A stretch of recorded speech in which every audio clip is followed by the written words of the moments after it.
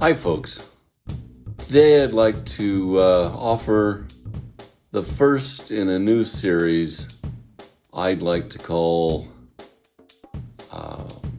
In Search of the Unique, or at least extremely rare. This is one of my favorite finds perhaps ever, because it was so elusive and took so long to realize.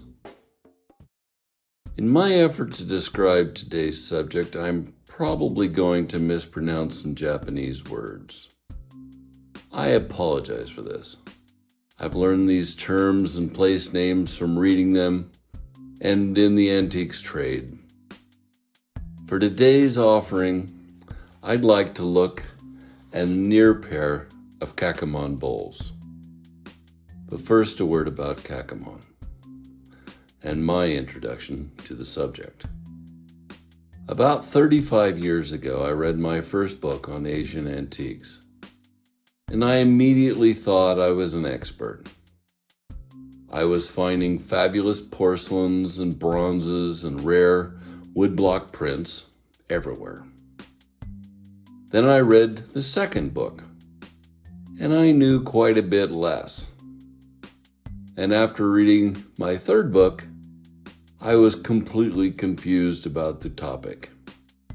And I realized that most of the things that I had been finding so readily were modern copies.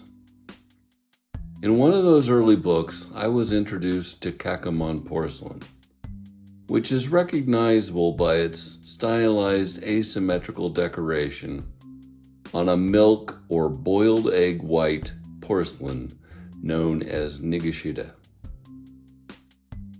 In the middle 17th century, there was a Japanese potter named Sakida, who's thought to have been the first in Japan to decorate in overglazed enamels. He and his heirs were bestowed with the name Kakiemon.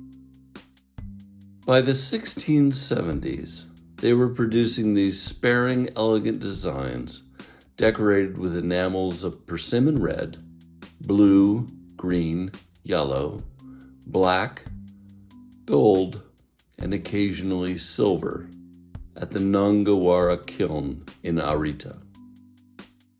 These pieces, which are usually small in size, were exported and became very popular in the West, collected by royalty and the extremely wealthy. They were then copied by many of the best porcelain manufacturers in Europe, such as Meissen, Worcester, Chelsea, Bow, Samson, etc.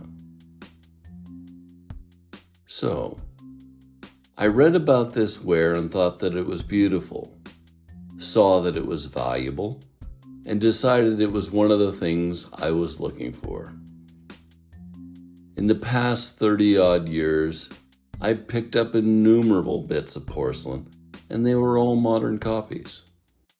That is, until a few months ago, when I recognized these two nice, reasonably early bowls at an antique swap meet.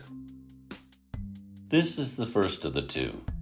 It is 8 inches in diameter and about 4 inches tall. It's decorated with scattered flowers in blue, red, green, and pale yellow, with black detail. It has a few small chips around the rim, and although I wish they weren't there, I find them a bit easier to accept in a piece of porcelain 300 years old. The interior has a wreath in the bottom shoulders, and a single asymmetrical spray of flowers and vine. And here's the second of the two. It had damage to the foot rim, which now has an antique repair. Let's begin with a small spray of flowers coming out of some rocks. Rolling around, we find a couple of butterflies. And then a broad spray of vines growing up bamboo supports with a blue flying squirrel. You don't often see a blue flying squirrel, but there you go.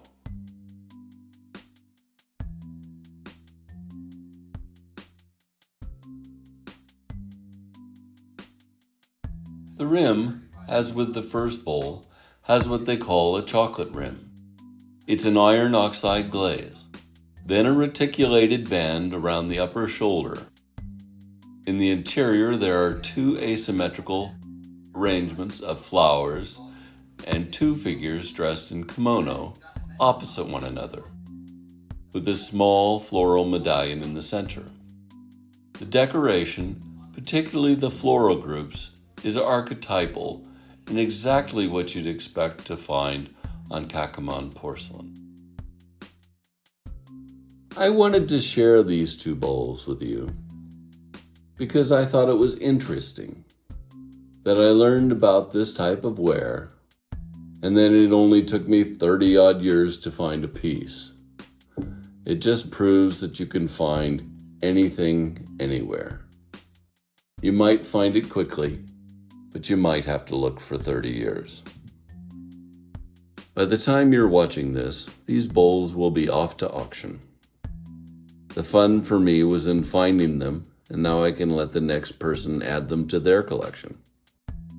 These are going to auction because they are so esoteric that they require an international marketplace to find them a home. One of these days, I'll do a video about how and when to approach the auction process, its advantages and shortcomings. Meanwhile, I'll be off to walk another few thousand miles around swap meets to find my next piece of Kakiemon. But until then, there's always something new, or should I say old, to find. So if you enjoyed this glimpse into one type of Japanese porcelain, I invite you to hit the like button, share this video with a friend, and be sure to subscribe for future content. If this video wasn't for you and you're still watching, just remember, you can't have tedious without Ted. Take care.